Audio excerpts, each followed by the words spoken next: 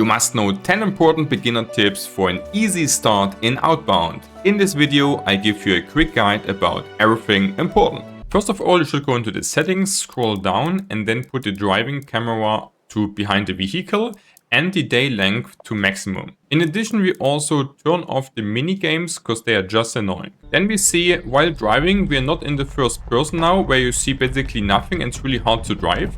But we actually can see everything around. It's way easier to also see where are the materials you want to collect on our journey. While having the day length on maximum, we also benefit a lot just from getting more progress during the days, because during the night we can't do anything. This is the normal view, which is a bit small in my opinion. That's why we're going on to video and getting the field of view up to 75. Like this, we have definitely a better view on where are the good materials and how to get them. Under controls, we can give anything we want an individual hotkey, which can be useful. And we definitely want to get the sprint mode also here onto tap to toggle, because then we only need to tap it once. And then we keep sprinting, which is way smoother to play. By the way, guys, you should always sprint all the time while you're moving around, because this is just way faster than the normal walking and will help you a lot. If you want to play with up to 3 of your friends, guys, you need to go first on play, create a new starting save, finish the short tutorial, and then you can be the host. Then you go on to escape, multiplayer, and show multiplayer code. Here you have then the code which you can actually send to your friends.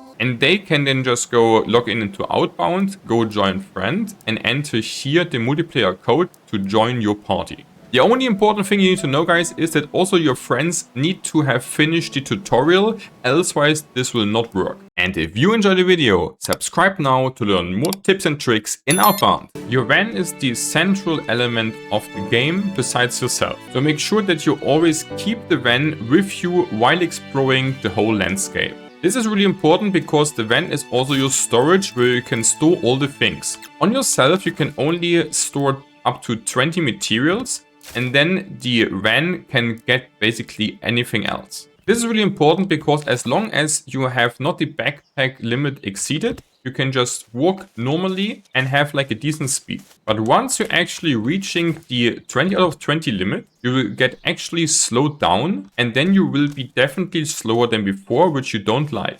If you keep then even getting more and more materials, guys, then you get slower and slower the more you actually do pick up. And you also lose the ability completely to sprint. Then you can just go into your backpack menu and go onto left click onto something and then drop the materials till you actually have again like the normal limit to sprint again. Because without sprinting, it's like really horrible to play the game. That's why I recommend that you go near to your van, collect all materials you can see, and then you sprint back and just here get all materials in. Then your backpack is again empty and you have here all your materials onto. If you want to keep something into your backpack forever, then you also can just left click and use the small lock sign, because then it will not get instantly stored once you get deposit materials.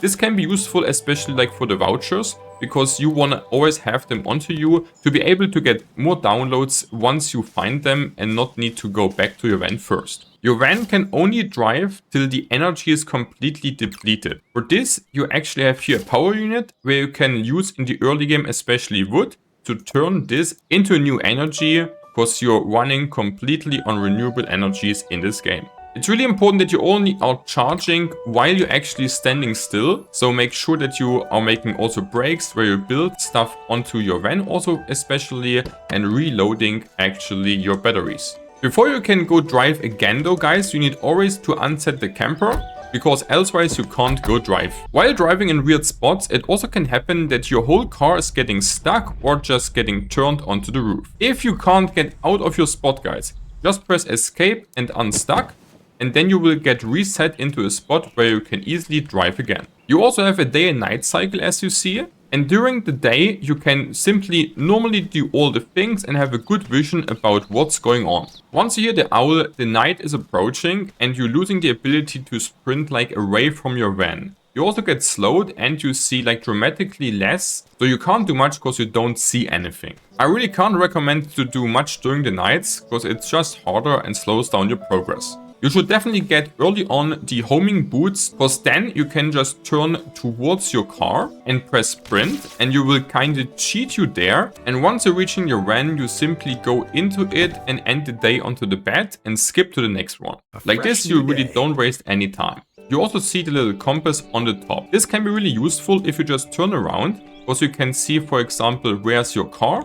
And also if you have objectives, aka quests on the map, then you also will see where they are exactly. Like this, you can just go first to go into wilderness and just collect a lot of stuff.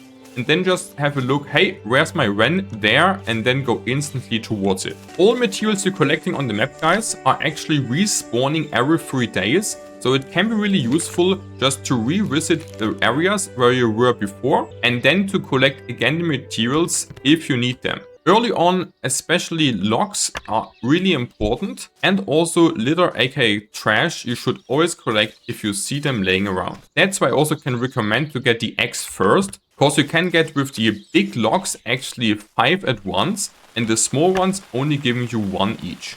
In the bottom left corner you also see your health and hunger signs. You will get more hungry over time, and once the hunger is reaching basically 0, then you will also take minimum damage from it. On top there's also fall damage in the game, which is actually pretty low, so you don't need to be so much afraid unless you fall down multiple times from really high things. As you see, the game is a bit survival style, but not so much, so you don't really need to be afraid of dying from anything. The only way to really die kinda a bit more is if you go onto a big build onto your van and then intentionally jumping down, then you take like a bit more damage. And even if you do die, guys, there's not much penalty, you will only skip to the next day and don't lose any materials. That's why I also can recommend to ignore food, especially in the early game, quite a lot, because there is just no downside to not having any. And if you enjoyed the video, check out my Outbound playlist to learn more tips and tricks.